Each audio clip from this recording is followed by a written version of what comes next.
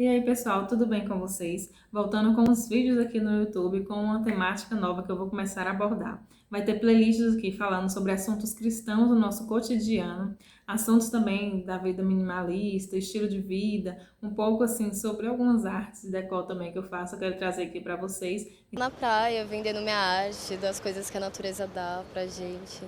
Então vamos ter uma pauta diferente. Me acompanhe, me siga. Vou deixar a playlist salva também no direito de alguns assuntos que eu já postei, mas vamos ter aqui uma nova cara neste canal. Começando hoje com a série Femininas, que eu vou falar um pouco sobre a esterilidade feminina à luz da Bíblia. Sim, tivemos muitas mulheres na Bíblia que eram estéreis e Deus operou grandes coisas através da vida delas. 7 ou 8 mulheres que são as chaves principais ali das histórias que eu mais gosto na Bíblia. Eu vou falar hoje sobre Sara. Sara era esposa de Abraão. E Abraão era um homem temente a Deus, um servo temente a Deus. Sobre a vida de Abraão havia uma promessa de que ele seria pai de multidões, que ele geraria muitos filhos, como as estrelas do céu e como a areia do mar, assim como Deus havia dito para ele. Só que tinha um problema com o casal, Sara era infértil e não engravidava. E aí, como que fica a promessa? Será que realmente Deus se enganou? Deus nunca se engana. Só que às vezes a nossa impaciência humana faz com que nós queremos dar uma ajudinha para Deus, e foi isso que Sara fez. Sara era uma mulher muito temente a Deus também. Só que quando ela viu o tempo passando, o fato dela ser infértil também, que a esterilidade, a infertilidade naquela época, era algo que deixava a mulher muito envergonhada, toda a família envergonhada, porque filhos para eles eram motivo de honra. E aí ela viu que aos 65 anos ela não engravidava ainda, ela não acreditou muito na promessa que Deus tinha dado para Abraão, não. Então o que é que ela fez? Ao passar do tempo, que ela viu que a promessa não ia se cumprindo, ela foi e deu a serva dela, que era Agar, que era no caso as esposas daquela época tinham muitas servas, como se fossem empregadas, né, para elas. Ela deu Agar para se deitar com Abraão. Então, olha o ponto da impaciência e da infelicidade dela, a ponto dela dar a própria serva para se deitar com o marido para que ele tivesse filhos. Isso na época era um costume também que as mulheres poderiam fazer, né, aquelas mulheres inférteis, mas o filho da promessa que Deus tinha dito era para Abraão com Sara, não era com a serva. E aí ela se precipitou. Nós vemos em Sara, apesar da fé dela, do temor dela a Deus, um pouco de impaciência, porque se ela tivesse esperado a promessa de Deus se cumprir, teria evitado muitos problemas na vida dela. E que problemas? Quando Agar, que era a serva, teve a filha com Abraão, teve um filho com Abraão, que foi Ismael, ele era o primogênito. Com o passar de mais ou menos 25 anos, quando Sara tinha 90 anos, a promessa de Deus se cumpriu. Lembre-se que 90 anos naquela época era um corpo bem mais jovem, tá, gente? Não é os 90 anos de hoje, que é quase morrendo, não. Era 90 anos bem mais enxuto. Meu Deus. Ela conseguiu conceber.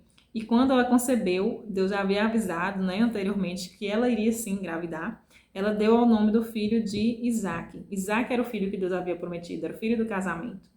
E aí nasceu aí uma rivalidade na família, porque tinha Ismael, que era o primogênito, filho da empregada, mas Isaac, que era o filho da bênção, o filho da promessa.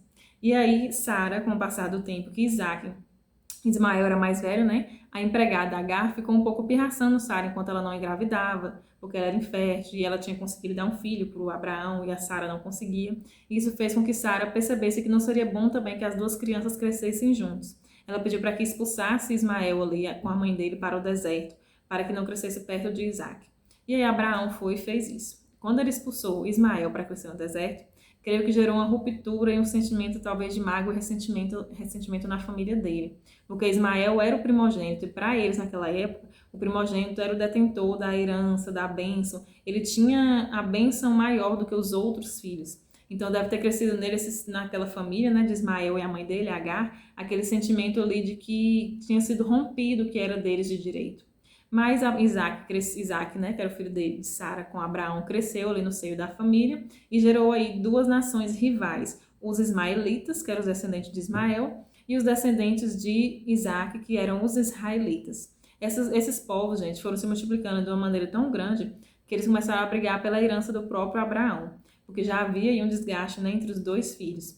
E isso até hoje no Oriente Médio nós vemos que os ismaelitas mais tarde geraram aí, se uniram e vieram se transformar nos povos árabes. E os israelitas, que são os descendentes de Isaac, brigam até hoje pela terra de Jerusalém. Mas isso é pauta para outro vídeo, porque é um babado muito grande, cheio de história. Mas é interessante vocês saberem.